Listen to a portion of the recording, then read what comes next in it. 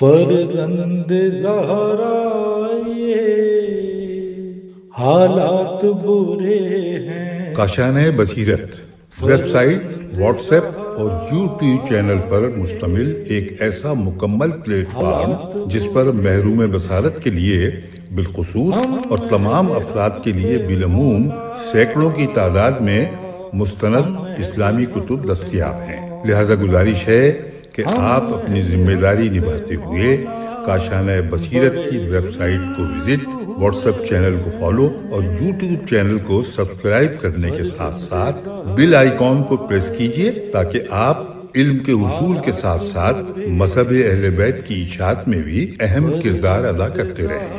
کاشانۂ بصیرت۔ حالات برے ہیں۔ بسم اللہ الرحمن الرحیم۔ اب ہم کتاب 110 سوال و جواب کے پارٹ نمبر 25 کا آغاز صفحہ نمبر 356 سے کر رہے ہیں۔ قیامت کے سلسلے کے سوالات۔ سوال نمبر 64، عالم برزخ کیا ہے اور وہاں کی زندگی کیسی ہے؟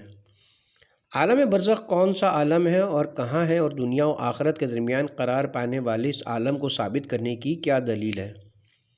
کیا برزخ سب کے لیے ہے یا خاص گروہ کے لیے؟ اس سلسلے میں یہ تمام سوالات موجود ہیں۔ قرآن مجید اور احادیث میں ان کی طرف اشارہ ہوا ہے۔ اس کتاب کے لحاظ سے ہم ان کے جوابات پیش کرتے ہیں۔ لفظ برزخ لغوی لحاظ سے دو چیزوں کے درمیان حائل چیز کو کہا جاتا ہے۔ اس کے بعد ہر دو چیز کے درمیان حائل ہونے والی چیز کو برزخ کہا جانے لگا۔ اسی وجہ سے دنیا و آخرت کے درمیان قرار پانے والے عالم کو برزخ کہا جاتا ہے۔ اس عالم کو کبھی عالم قبر یا عالم ارواح بھی کہا جاتا ہے۔ اس پر قرآن کریم کی بہت سی آیات دلالت کرتی ہیں، جن میں سے بعض اس معنی میں ظاہر اور بعض واضح طور پر دلالت کرتی ہیں۔ اس عالم کے بارے میں ظاہر ہے، اگرچہ بعض مفسرین نے اس آیت کے معنی یوں کیے ہیں کہ عالم آخرت سے دنیا میں نہیں پلٹا جا سکتا، کیونکہ آیت کا مفہوم یہ کہ انسان کے پیچھے ایک ایسا معنی ہے جو انسان کو دنیا میں لوٹنے سے روک دے گا، لیکن یہ معنی بہت ہی بعید نظر آتے ہیں، کیونکہ روز قیامت تک کا جملہ اس بات کی دلیل ہے کہ یہ برزخ دنیا اور آخرت کے درمیان موجود ہے، نہ کہ انسان اور دنیا کے درمیان۔ جن آیات سے واضح طور پر عالم برزخ کا اثبات ہے وہ شہداء کی حیات کے بارے میں ہے، جیسا کہ ارشاد ہے، اور خبردار راہ خدا میں قتل ہونے والوں کو مردہ خیال نہ کرنا، وہ زندہ ہیں اور اپنے پروردگار کے ہاں رزق پا رہے ہیں۔ سورہ آل عمران آیت نمبر 169۔ یہاں پیغمبر اکرم صلی اللہ علیہ وسلم سے خطاب ہوا ہے، لیکن سورہ بقرہ آیت نمبر 154 میں تمام مومنین سے خطاب ہوا ہے۔ اور جو لوگ راہ خدا میں قتل ہو جاتے ہیں انہیں مردہ نہ کہو بلکہ وہ زندہ ہیں، لیکن تمہیں ان کی زندگی کا شعور نہیں ہے۔ نہ صرف یہ کہ بلند مرتبہ مومنین مثل شہدائے راہ خدا کے لیے برزخ موجود ہے، بلکہ فرعون اور اس کے ساتھی جیسے سرکش کفار کے لیے بھی برزخ موجود ہے، جیسا کہ سورہ مومن میں ارشاد ہوتا ہے۔ وہ جہنم جس کے سامنے ہر صبح و شام پیش کی جاتے ہیں، اور جب قیامت برپا ہوگی تو فرشتوں کو حکم ہوگا کہ فرعون والوں کو بدترین عذاب کی منزل میں داخل کر دو۔ سورہ مومن غافر آیت نمبر 46، تفسیر نمونہ جلد نمبر 14 صفحہ نمبر 314۔ اس بنا پر عالم برزخ کے موجود ہونے پر تو کوئی بحث نہیں ہے، لیکن اہم بات یہ کہ وہاں کی زندگی کیسی ہے۔ اگرچہ اس سلسلے میں مختلف صورتیں بیان ہوئی ہیں، لیکن سب سے واضح اور روشن یہ کہ انسان کی روح اس دنیاوی زندگی کے خاتمے کے بعد لطیف جسم میں قرار پاتی ہے اور اس مادے کے بہت سے عوارض سے آزاد ہو جاتی ہے، اور چونکہ ہمارے اس جسم کے مشابہ ہے تو اس کو قالب مثالی یا بدن مثالی کہا جاتا ہے، جو نہ بالکل مجرد ہے اور نہ صرف مادی بلکہ ایک طرح سے تجرید برزخی ہے۔ بعض محققین نے روح کی اس حالت کو خواب سے تشبیہ دی ہے۔ مثلاً اگر انسان خواب میں بہترین نعمتیں دیکھے تو واقعاً محظوظ ہوتا ہے اور ان سے لذت حاصل کرتا ہے، یا ہولناک مناظر کو دیکھ کر غمگین اور غمزدہ ہوتا ہے، اور کبھی کبھی اس کے بدن پر بھی اس کا اثر ظاہر ہوتا ہے اور خطرناک خواب دیکھ کر چیختا اور چلاتا ہے، کروٹیں بدلتا ہے اور اس کا بدن پسینے میں شرابور ہو جاتا ہے۔ یہاں تک کہ بعض لوگوں کا عقیدہ ہے کہ عالم خواب میں انسان کی روح بدن مثالی کے ساتھ فعالیت کرتی ہے، بلکہ اس کے علاوہ بھی معتقد ہیں کہ طاقتور ارواح بیداری کی حالت میں یہی تجرید برزخی حاصل کر لیتی ہیں، یعنی جسم سے جدا ہو کر بدن مثالی میں اپنی مرضی کے مطابق یا مقناطیسی خواب کے ذریعے دنیا کی سیر کر لیتی ہیں اور دنیا کے مختلف مسائل سے باخبر ہو جاتی ہیں۔ علامہ مجلسی علیہ رحمہ نے بحر الانوار میں اس مطلب کو بیان کرتے ہوئے وضاحت کی ہے کہ متعدد روایات میں حالت برزخ کو عالم خواب سے مشابہ قرار دیا گیا، یہاں تک کہ بعض طاقتور نفوس ارواح متعدد مثالی بدن رکھتے ہیں۔ اسی بنا پر جن روایات میں بیان ہوا ہے کہ ائمہ معصوم ہر شخص کی موت کے وقت حاضر ہوتے ہیں، ان کی توجیہ اور تصویر کی ضرورت نہیں ہے۔ بحر الانوار جلد نمبر 6 صفحہ نمبر 271۔ بلکہ بعض حضرات اس بات کی وضاحت کرتے ہیں کہ ہر انسان کے بدن میں ایک مثالی بدن ہوتا ہے، لیکن موت کے وقت اور برزخی زندگی کے آغاز میں الگ ہو جاتا ہے، اور کبھی اس مادی دنیا میں بھی جدا ہونے کا امکان ہوتا ہے، جیسا کہ ہم پہلے عرض کر چکے ہیں۔ اب اگر ہم مثالی بدن کی ان تمام خصوصیات کو قبول بھی نہ کریں تو اصل مطلب سے انکار نہیں کیا جا سکتا، کیونکہ بہت سی روایات میں اس کی طرف اشارہ کیا گیا ہے اور عقلی لحاظ سے بھی کوئی معنی نہیں ہے۔ ضمناً ہماری گزشتہ گفتگو سے اس اعتراض کا جواب بھی واضح ہو جاتا ہے، جیسا کہ بعض لوگ کہتے ہیں بدن مثالی کا قائل ہونا گویا تناسخ کا قائل ہونا، کیونکہ تناسخ بھی اس کے علاوہ کوئی چیز نہیں کہ ایک روح مختلف بدن میں منتقل ہوتی رہے۔ اس اعتراض کا جواب شیخ بہائی علیہ رحمہ نے واضح طور پر پیش کیا، چنانچہ موصوف فرماتے ہیں جس تناسخ کے باطل ہونے پر تمام مسلمانوں کا اتفاق ہے، اس سے مراد یہ کہ انسان کی روح جسم سے نکلنے کے بعد اسی دنیا میں کسی دوسرے بدن میں منتقل ہو جائے، لیکن قیامت تک کے لیے عالم برزخ میں روح کا مثالی بدن میں بدل جانا، جو پھر خدا کے حکم سے اسی پہلے بدن میں منتقل ہونا، اس کا تناسخ سے کوئی تعلق نہیں ہے۔ اور اگر ہم شدت کے ساتھ تناسخ کا انکار کرتے ہیں اور تناسخ کے قائل افراد کو کافر جانتے ہیں، تو اس کی وجہ یہی ہے کہ یہ لوگ ارواح کو ازلی مانتے ہیں اور قائل ہیں کہ یہی روح ایک بدن سے دوسرے بدن میں منتقل ہوتی رہتی ہے، جس کی بنا پر روز قیامت مادے جسمانی کا انکار کرتے ہیں۔ بحر الانوار جلد نمبر 6 صفحہ نمبر 277۔ جس طرح سے بعض لوگ کہتے ہیں کہ بدن مثالی اسی مادی بدن کے اندر ہوتا ہے، تو پھر تناسخ کا جواب روشن تر ہو جاتا ہے، کیونکہ روح اپنے بدن سے دوسرے بدن میں منتقل نہیں ہوئی ہے، بلکہ بدن کے ایک حصے سے جدا ہو کر دوسرے حصے کے ساتھ عالم برزخ میں زندگی بسر کرتی ہے۔ تفسیر نمونہ جلد نمبر 14 صفحہ نمبر 322۔ سوال نمبر 65، کیا دنیا اور آخرت میں تضاد پایا جاتا ہے؟ قرآن مجید کی متعدد آیات میں دنیا کی اپنے مادی امکانات کے ساتھ تحریف و تمجید کی گئی ہے۔ بعض آیات میں مال کو خیر کے عنوان سے یاد کیا گیا ہے۔ تمہارے اوپر لکھ دیا ہے کہ جب تم میں سے کسی کی موت سامنے آ جائے تو کوئی خیر مال چھوڑا ہے تو اپنے ماں باپ اور قرابت داروں کے لیے وصیت کر دے، یہ صاحبان تقوی پر ایک طرح کا حق ہے۔ سورہ بقرہ آیت نمبر 180۔ بہت سی آیات میں مادی نعمتوں کو فضل خدا کا عنوان دیا گیا ہے، اور فضل خدا کو تلاش کرو، سورہ جمعہ آیت نمبر 10۔ ایک دوسری جگہ ارشاد ہوتا ہے روئے زمین کی تمام نعمتیں تمہارے لیے پیدا کی گئی ہیں، سورہ بقرہ آیت نمبر 29۔ بہت سی آیات میں ان تمام چیزوں کے لیے کہا گیا ہے سخر لکم، یہ سب تمہارے لیے مسخر کر دی گئی ہیں۔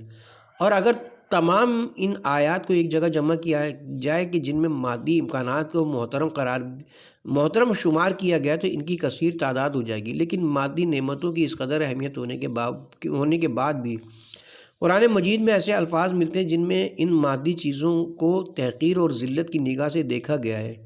ایک جگہ متاع فانی اور عرض شمار کیا گیا ہے، سورہ نساء آیت نمبر 94۔ ایک دوسری جگہ اس کو غرور اور غفلت کا سبب شمار کیا گیا ہے، سورہ حدید آیت نمبر 20۔ ایک اور دوسرے مقام پر دنیا کو لہو لعب اور کھیل کود سے تعبیر کیا گیا ہے، سورہ عنکبوت آیت نمبر 64۔ ایک دوسری جگہ یاد خدا سے غفلت کا سبب قرار دیا گیا ہے، سورہ نور آیت نمبر 37۔ اسی طرح یہ مختلف نظریہ روایات میں بھی بیان ہوا ہے۔ ایک طرف تو دنیا کو آخرت کی کھیتی، نیک اور صالح افراد کے لیے تجارت گاہ، دوستانِ حق کے لیے مسجد، وحی الہی کے نزول کی جگہ اور وعظ و نصیحت کا مقام شمار کیا گیا ہے، جیسا کہ حدیث میں وارد ہوا ہے۔ نہج البلاغہ کلمات قصار جملہ نمبر 131۔ دوسری طرف اسی دنیا کی مذمت کی گئی ہے اور اس کو غفلت و بے خبری اور یاد خدا سے غافل ہونے کا سبب قرار دیا گیا ہے۔ کیا اس طرح کی تمام آیات و روایات میں تضاد ہے؟ اس سوال کا جواب بھی خود قرآن مجید سے حاصل کیا جا سکتا ہے۔ دنیا اور اس کی نعمتوں کی مذمت اس جگہ کی گئی ہے جہاں ان لوگوں کو مخاطب قرار دیا گیا ہے کہ جن کا ہدف اور مقصد صرف یہی دنیاوی زندگی ہے، جیسا کہ سورہ نجم میں ارشاد ہوتا ہے، اور زندگی دنیا کے علاوہ کچھ نہ چاہیے، سورہ نجم آیت نمبر 29۔ دوسرے الفاظ میں یوں کہا جائے کہ یہ گفتگو ان لوگوں کے بارے میں جو آخرت کو دنیا کے بدلے بیچ ڈالتے ہیں اور دنیاوی مادیات تک پہنچنے کے لیے کسی بھی ظلم و ستم اور خلاف ورزی کی پرواہ نہیں کرتے۔ سورہ توبہ میں ارشاد ہوتا ہے، کیا تم آخرت کے بدلے زندگانی دنیا سے راضی ہو گئے ہو؟ سورہ توبہ آیت نمبر 38۔ محل بحث آیات خود اس بات پر شاہد ہیں، جیسا کہ ارشاد ہے، صرف ان کا ہدف اور مقصد یہی جلد ہی ختم ہو جانے والی مادی زندگی ہے۔ اصولاً کھیتی، تجارت گاہ وغیرہ جیسے الفاظ اس سلسلے میں زندہ گواہ ہیں۔ مختصر یہ کہ مادی نعمتیں سب خداوند عالم کی طرف سے ہیں اور نظام خلقت میں ان کا موجود ہونا ضروری تھا، اور اگر انسان ان کے ذریعے معنوی کمال اور سعادت تک پہنچنے میں مدد حاصل کرے تو ہر لحاظ سے قابل تحسین ہیں۔ لیکن اگر صرف دنیا ہی کو مقصد بنا لیا جائے اور اس کو آخرت کا وسیلہ نہ قرار دیا جائے تو اس صورت میں یہی مادی نعمتیں غفلت و غرور، طغیان و سرکشی اور ظلم و ستم کا عنوان حاصل کر لیں گی، جس کی ہر لحاظ سے مذمت کی جائے گی۔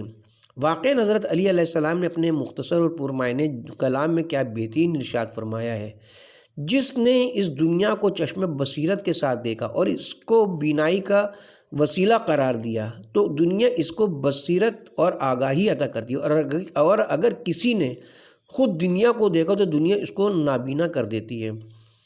نہج البلاغہ خطبہ نمبر 82۔ دراصل مذموم اور ممدوح دنیا میں یہی فرق ہے کہ اگر اس کو ہدف قرار دیا جائے تو مذموم ہے، اور اگر اس کو وسیلہ اور ذریعہ قرار دیا جائے تو ممدوح ہے۔ تفسیر نمونہ جلد نمبر 12 صفحہ نمبر 67۔ حضرت امام محمد باقر علیہ السلام سے ایک حدیث میں بیان ہوا ہے، آخرت تک پہنچنے کے لیے دنیا بہترین مددگار ہے۔ وسائل الشیعہ جلد نمبر 12 صفحہ نمبر 17، حدیث نمبر 5، باب 16، ابواب مقدمات تجارت۔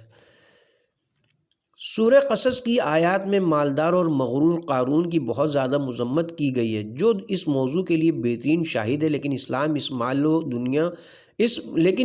اس مال و دولت کو پسند کرتا ہے جو آخرت کے لیے کام آئے، جس کے ذریعے آخرت حاصل کی جائے، جیسا کہ بنی اسرائیل کے علماء قارون سے کہتے تھے، خدا کی عطا کردہ نعمتوں کے ذریعے آخرت حاصل کرنے کی فکر کر۔ اسلام اس مال کو پسند کرتا ہے جس کے ذریعے سب کے ساتھ نیکی کی جائے۔ اسلام اس مال و دولت کی مدح و ثنا کرتا ہے جس میں انسان دنیا سے صرف اپنے حق کو نہ بھولے۔ خلاصہ اسلام ایسے مال و دولت کو پسند کرتا ہے جس کے ذریعے ظلم و فساد برپا نہ کیا جائے، انسانی اقدار کی پامالی نہ ہو اور مال زیادہ کرنے کے جنون میں مبتلا نہ ہو، نیز مال خود پسندی اور دوسروں کو ذلیل سمجھنے کا باعث نہ ہو، یہاں تک کہ انسان مال و دولت کے نشے میں خدا اور رسول کے مقابلے میں نہ آ جائے۔ اس مال کے ذریعے سب کی مشکلات دور کرنا چاہیے۔ یہ مال اگر غریبوں کے زخم کا مرہم بن جائے، محتاج لوگوں کے درد کی دوا بن جائے تو واقعاً اسلام اس مال کو پسند کرتا ہے۔ ان مقاصد کے تحت مال و دولت حاصل کرنا دنیا کی محبت نہیں بلکہ یہ آخرت کی لگن ہے، جیسا کہ حدیث میں وارد ہوا ہے۔ حضرت امام صادق علیہ السلام کے دوستوں میں سے ایک شخص آپ کی خدمت میں آیا اور اس نے شکایت کی کہ ہم دنیا سے محبت کرتے ہیں اور اس کی آرزو کرتے ہیں، لیکن میں ڈرتا ہوں کہ کہیں دنیا پرست نہ ہو جاؤں۔ امام علیہ السلام اس شخص کے تقوی اور پاکیزگی سے باخبر تھے۔ آپ نے فرمایا، تم مال و دولت سے کیا کیا کام انجام دیتے ہو؟ اس نے عرض کی، اپنے اور اپنے اہل و عیال کا خرچ پورا کرتا ہوں، اپنے رشتہ داروں کی مدد کرتا ہوں، راہ خدا میں خرچ کرتا ہوں اور حج و عمرہ بجا لاتا ہوں۔ اس وقت امام علیہ السلام نے فرمایا، یہ دنیا طلبی اور دنیا پرستی نہیں بلکہ یہ آخرت کا سودا ہے۔ کتاب کا حوالہ وسائل الشیعہ جلد نمبر 12 صفحہ نمبر 19 حدیث نمبر 3 باب نمبر 17 ابواب مقدمات تجارہ۔ اور یہیں سے ان دو گروہوں کے نظریے کا باطل ہونا بھی واضح ہو جاتا ہے۔ پہلا گروہ ایسے مسلمانوں کا ہے جن کو تعلیمات اسلامی کی کوئی خبر نہیں اور اسلام کو مستکبرین کا حامی قرار دیتے ہیں، اور دوسرا گروہ ان دشمنوں کا ہے جو اسلام کی صورت بگاڑ کر پیش کرتے ہیں اور اسلام کو مال و دولت کا مخالف اور فقر و غربت کا طرفدار قرار دیتے ہیں۔ اصولی طور پر کوئی غریب قوم آزادی اور سربلندی کی زندگی نہیں گزار سکتی۔ فقر و غربت وابستگی کا وسیلہ ہے۔ فقر و غربت دنیا و آخرت کی ذلت کا نام ہے۔ فقر و غربت انسان کو گناہ اور آلودگی کی دعوت دیتے ہیں، جیسا کہ حضرت امام صادق علیہ السلام سے منقول حدیث میں وارد ہوا ہے۔ ایسی بے نیازی جو دوسروں پر ظلم کرنے سے روک لے، اس فقر و غربت سے بہتر ہے جو تجھے گناہوں کی دعوت دے۔ وسائل الشیعہ جلد نمبر 12 صفحہ نمبر 17 حدیث نمبر 7 باب نمبر 6 ابواب مقدمات تجارہ۔ تمام ملت اسلام کو اس بات کی کوشش کرنی چاہیے کہ غنی بنیں اور دوسروں سے بے نیاز ہو جائیں، خود کفائی کی منزل تک پہنچیں اور اپنے پیروں پر کھڑے ہوں، اور اپنی عزت و شرافت اور استقلال کو فقر و غربت اور دوسرے سے وابستگی پر قربان نہ کریں۔ یہی اسلام کا اصلی راستہ ہے۔ تفسیر نمونہ جلد نمبر 16 صفحہ نمبر 174۔ سوال نمبر 66 نامہ اعمال کیا ہے اور اس کا فلسفہ کیا ہے؟ جیسا کہ قرآن مجید میں ارشاد ہوتا ہے، اور ہم نے ہر انسان کے نامہ اعمال کو اس کی گردن میں آویزاں کر دیا ہے اور روز قیامت اسے ایک کھلی ہوئی کتاب کی طرح پیش کر دیں گے۔ یہ وہی نامہ اعمال ہے اور ہم اسے کہیں گے اپنی کتاب پڑھو۔ سورہ اسراء آیت نمبر 13۔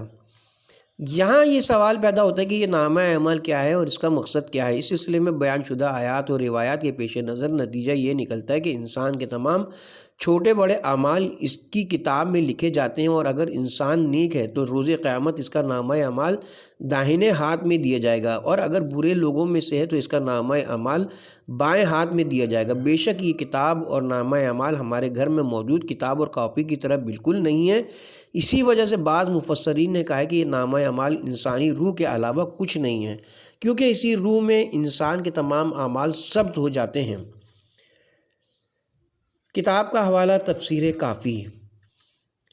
کیونکہ ہم جو عمل بھی انجام دیتے ہیں اس کا اثر ضرور ہماری روح و جان پر ہوتا ہے، یا یہ کہ یہ نامہ اعمال ہمارے اعضاء و جوارح، ہمارے ہاتھ پیر آنکھ کان وغیرہ، اور اس سے بالاتر وہ ہوا اور فضا ہے جس میں ہم نے یہ عمل انجام دیا ہے، کیونکہ ہمارے اعمال ہمارے جسم اور تمام اعضاء پر اثر کرنے کے علاوہ ہوا اور زمین میں منعکس ہو جاتے ہیں۔ اگرچہ ہم اس دنیا میں ان آثار کو محسوس نہیں کر سکتے، لیکن بے شک وہ موجود ہیں، اور جس دن ہماری آنکھوں میں نئی روشنی پیدا ہو جائے گی ان سب کو دیکھیں گے اور ان کو پڑھیں گے۔ مذکورہ آیت میں اقرا کتابک اپنی کتاب پڑھو کا جملہ بیان ہوا ہے، لیکن یہ جملہ مذکورہ تفسیر سے کہیں دور نہ کر دے، کیونکہ پڑھنے کے وسیع معنی ہوتے ہیں جس میں ہر طرح کا مشاہدہ آتا ہے۔ مثال کے طور پر ہم اپنی روزمرہ کی گفتگو میں کہتے ہیں کہ میں نے فلاں کی آنکھوں کو پڑھا، کہ اس کا کیا ارادہ ہے، یا فلاں کام کرنے کے لیے قافیہ اور چہرے کو پڑھ لیا ہے۔ اسی طرح بیماروں کے ایکس رے کو آج کل پڑھنا ہی کہتے ہیں۔ اسی وجہ سے ہم قرآنی آیات میں پڑھتے ہیں کہ اس نامہ اعمال کی سطروں کا کسی بھی صورت میں انکار نہیں کیا جا سکتا، کیونکہ یہ خود عمل کے واقعی اور تکوینی آثار ہیں، اور بالکل انسان کی ریکارڈ کی ہوئی آواز یا فوٹو یا انگوٹھے کے نشان کی طرح ہیں۔ تفسیر نمونہ جلد نمبر 12 صفحہ نمبر 55۔ ہیڈنگ ہے نامہ اعمال کا فلسفہ۔ قرآنی آیات اور روایات میں نامہ اعمال کی تفصیل بیان ہونا، خصوصاً جب کہ اعمال گفتگو اور نیت کی تمام جزیات اس میں لکھی جاتی ہیں، تو سب سے پہلے اس پر تربیتی آثار مرتب ہوتے ہیں۔ جیسا کہ ہم نے بارہا اس بات کو عرض کیا کہ قرآن کریم کی تمام تعلیمات انسان کے لیے تہذیب نفس، روح کی پاکیزگی، کمالات روحانی اور اخلاقی و پرہیزگاری اصول کو مضبوط بنانے کے لیے ہے، اور یہ تمام انسانوں کے لیے ایک چیلنج ہے تاکہ اپنی رفتار و گفتار پر نظر رکھیں، کیونکہ تمام چیزیں لکھی جا رہی ہیں اور روز قیامت ہو بہو دکھائی دی جائیں گی۔ یہ صحیح ہے کہ خداوند عالم کا علم تمام چیزوں پر احاطہ کیے ہوئے ہے، اور جو شخص خداوند عالم کے علمی احاطے پر ایمان رکھتا ہو کہ خداوند عالم ہر جگہ موجود ہے اور سب چیزوں کو دیکھ رہا ہے، تو ایسے شخص کے لیے نامہ اعمال کی کوئی ضرورت نہیں ہے۔ لیکن اس حقیقت پر توجہ کرنے سے اکثر لوگوں میں بہت مفید آثار مرتب ہوتے ہیں۔ اگر کوئی یہ جانتا ہو کہ اس کے ساتھ ایک ایسا کیمرہ موجود ہے جو اس کی آواز بھی ریکارڈ کر رہا ہے اور اس کی فلم بھی بنا رہا ہے، چاہے وہ گھر کے اندر ہو یا گھر سے باہر، گویا اپنے اعضاء و جوارح کے ذریعے جو کچھ بھی انجام دے رہا ہے وہ سب ریکارڈ ہو رہا ہے، اور ایک روز ایسا آئے گا جب خداوند عالم کی عدالت میں یہ سب فلم اور کیسٹ زندہ گواہ کی شکل میں اس کے سامنے پیش کی جائیں گی، تو یقیناً ایسا انسان اپنی رفتار و گفتار پر مکمل توجہ دیتا ہے، اور پھر اس کے ظاہر و باطن پر تقوی اور پرہیزگاری کی ہی حکومت ہوگی۔ نامہ اعمال پر ایمان رکھنا کہ اس میں ہر چھوٹا بڑا اعمال لکھا جا رہا ہے، اور دو فرشتہ انسان کے اعمال لکھنے کے لیے ہر وقت اس کے ساتھ ہیں، اور یہ عقیدہ رکھنا کہ اس کا نامہ اعمال سب کے سامنے روز قیامت پیش کیا جائے گا اور تمام چھپے ہوئے گناہ اس میں ظاہر ہو جائیں گے، جس سے دوست و دشمن سبھی کے سامنے ندامت اور رسوائی ہوگی۔ لہٰذا یہ ایمان انسان کو گناہوں سے روکنے کے لیے بہترین سبب ہے۔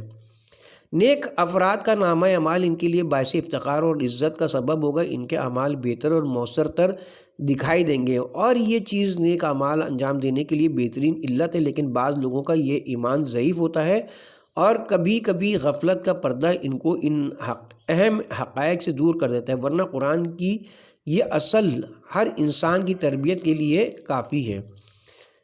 کتاب کا حوالہ تفسیر پیام قرآن جلد نمبر 6 صفحہ نمبر 107۔ سوال نمبر 67 روز قیامت اعمال کو کس قسم کی ترازو میں تولے جائیں گے؟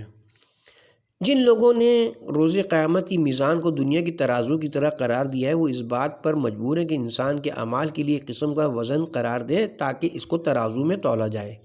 لیکن بہت سے قرائن و شواہد اس بات کی عکاسی کرتے ہیں کہ میزان سے مراد عام ناپ تول کے معنی میں ہے، کیونکہ ہم یہ بات اچھی طرح جانتے ہیں کہ ہر چیز کی ناپ تول کے لیے ایک الگ آلہ ہوتا ہے۔ درجہ حرارت کو معین کرنے کے لیے تھرمامیٹر ہوتا ہے، یا ہوا کا اندازہ لگانے کے لیے ایئر میٹر ہوتا ہے۔ لہٰذا میزان اعمال سے مراد وہ افراد ہیں جن کے اعمال کے ذریعے نیک اور برے لوگوں کے اعمال کا موازنہ کیا جائے، جیسا کہ علامہ مجلسی علیہ رحمہ شیخ مفید سے نقل کرتے ہیں۔ امیر المومنین اور ائمہ علیہم السلام قیامت میں عدل الہی کے میزان ہیں۔ بحار الانوار جلد نمبر 7 صفحہ نمبر 252۔ اصول کافی اور معنی الاخبار میں بھی حضرت امام صادق علیہ السلام سے منقول ہے کہ ایک شخص نے آیہ شریفہ ہم روز قیامت عدل و انصاف کی ترازو قرار دیں گے کے بارے میں سوال کیے، تو امام علیہ السلام نے فرمایا میزان اعمال سے مراد انبیاء اور ان کے جانشین ہیں۔ کتاب کا حوالہ تفسیر برہان جلد نمبر 3 صفحہ نمبر 61، اصول کافی جلد اول صفحہ نمبر 419۔ اس حدیث کا تذکرہ دوسری تفسیروں میں بھی آیا ہے۔ حضرت امیر المومنین علیہ السلام کی زیارت مطلقہ میں سے ہم ایک زیارت پڑھتے ہیں: السلام علی میزان الاعمال، سلام ہو تم پر اے میزان اعمال۔ محدث قمی علیہ رحمہ نے مفاتیح الجنان میں زیارت مطلقہ میں پہلی زیارت قرار دی ہے۔ دراصل یہ عظیم الشان شخصیات اعمال کے لیے نمونہ اور معیار ہیں، اور ہر شخص کے اعمال اگر ان حضرات کے اعمال سے شباہت رکھتے ہیں تو ان کا وزن ہے، اور اگر ان کے اعمال سے شباہت نہیں رکھتے تو ان کا وزن نہیں ہے۔ یہاں تک کہ اس دنیا میں بھی اولیاء اللہ اعمال کے لیے معیار ہیں، لیکن روز قیامت یہ مسئلہ بالکل واضح ہو جائے گا۔ تفسیر پیام قرآن جلد نمبر 6 صفحہ نمبر 159۔ اس کے ساتھ ہی ہم یہاں پہ کتاب کے پارٹ نمبر 25 کا اختتام کرتے ہیں، اور کتاب کے پارٹ نمبر 26 کا آغاز صفحہ نمبر 372 سے کریں گے۔